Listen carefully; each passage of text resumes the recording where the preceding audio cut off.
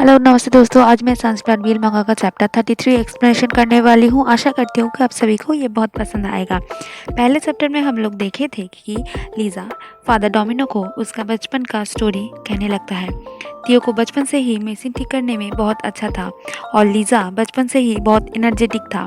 उन दोनों का फैमिली बहुत अच्छा था। एक दिन लीज़ा जंगल से जाते हैं, तभी वो एक आदमी को देखते हैं जो कि एक खून पीता आदमी था।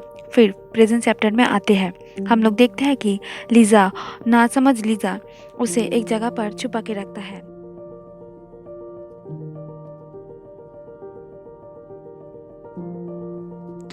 हम लोग लीज़ा को देखते हैं उस आदमी के लिए एनिमल पकड़ के उनसे खून निकाल के उसको जार में ले जाता है।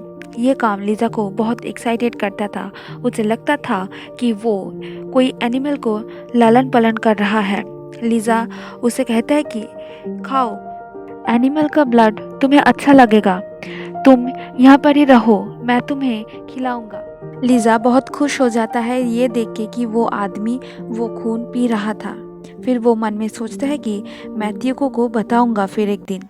फिर सीन शिफ्ट होता है जहाँ पर कुछ लड़के लीज़ा से कहता है कि चलो आज हम लोग फुटबॉल खेलेंगे, तुम्हें याद नहीं है? लीज़ा उससे कहता है कि मैं आज बहुत बिजी हूँ। एक लड़का कहता है कि तुम बिजी हो आज? लीज़ा फादर डोमिनो से कहता है मुझे ये काम बहुत अच्छा लगता था, मुझे जैसा कि ये एक ड्यूटी है और मुझे लगता था कि मैं किसी को लालन पालन कर रहा था। मगर एक दिन लीज़ा देखते हैं कि वो आदमी वहाँ नहीं था। फिर लीज़ा फादर डोमिनो से कहता है कि मुझे पता नहीं वहाँ पे उस दिन क्या हुआ था। लीज़ा अचानक डरने लगता है। फिर वो घर की तरफ दौड़ने लगता है। वहाँ पर वो जाकर देखता है कि उसका मम्मी पापा ज़मीन पर पड़ा हुआ है।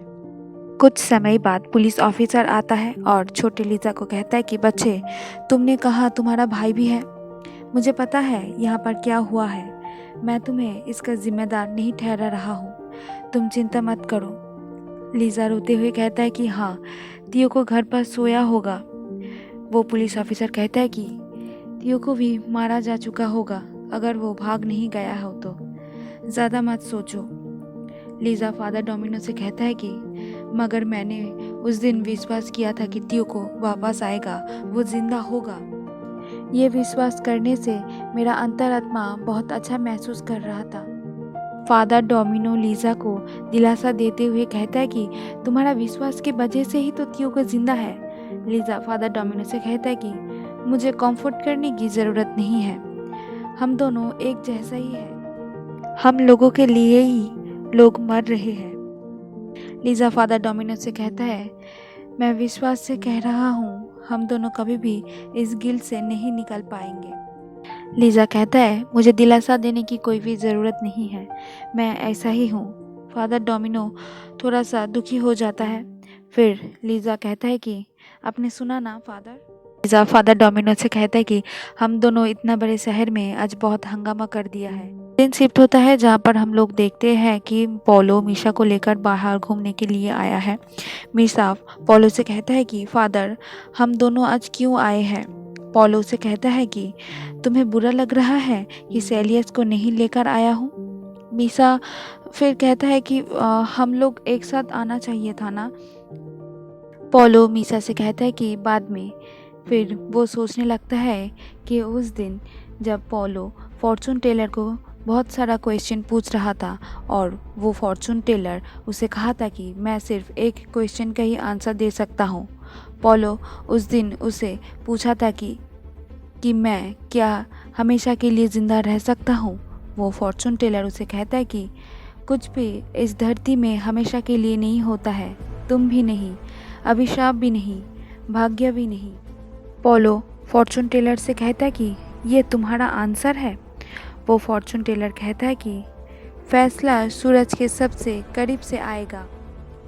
प्रेजेंट में आते हैं पोलो। फिर मीसा को कहता है जब से वो भविष्यवाणी सुना है तब से मैं जल्दी कुछ नहीं कर रहा हूँ, मैं फर्स्ट वैम्पायर हूँ, मैं मरना नहीं चाहता। सीन शिफ्ट होता है जहाँ पर हम लोग देखते हैं कि गैब्रियल नींद में था। तभी सेलियस आकर गैब्रियल को कहता है कि उठ जाओ गैब्रियल, जल्दी उठ जाओ। सेलियस कहता है कि पोलो और मीशा वो दोनों बाहर गए हैं, हम दोनों अभी यहाँ से निकल जाते हैं। फिर गैब्रियल सेलियस को कहता है कि मुझे याद आया, वो रेड स्टोन का नेकलेस कहाँ है? तुमने लिया था, कहाँ पर रखा है, मुझे बताओ। चैप्टर यहीं पर ही ख़त्म होता है। फिर मिलते हैं, टाटा।